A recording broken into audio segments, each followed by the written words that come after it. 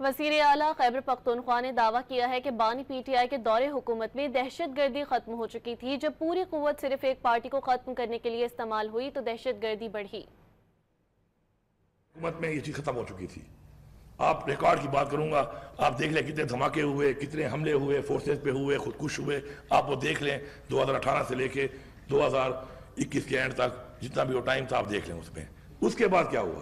اس کے بعد پوری ریاست اور تمام ادارے وہ ایک پارٹی کو ختم کرنے کے چکر میں پڑ گئے اور انہوں نے پورا فوکس کر دیا ایک پارٹی کے اوپر، اس پارٹی کی لیڈرشپ کے اوپر، ان کے ورکرز کے اوپر، ان کے کینڈیڈیٹس کے اوپر، اور ایک پارٹی کو ختم کرنے کے اوپر جب ساری کی ساری اپنی انہوں نے اسٹیمنا، اپنی ساری قوت وہ لگانا شروع کر دی تو وہ جو ان کا کام تھا وہ ان سے رہ گیا۔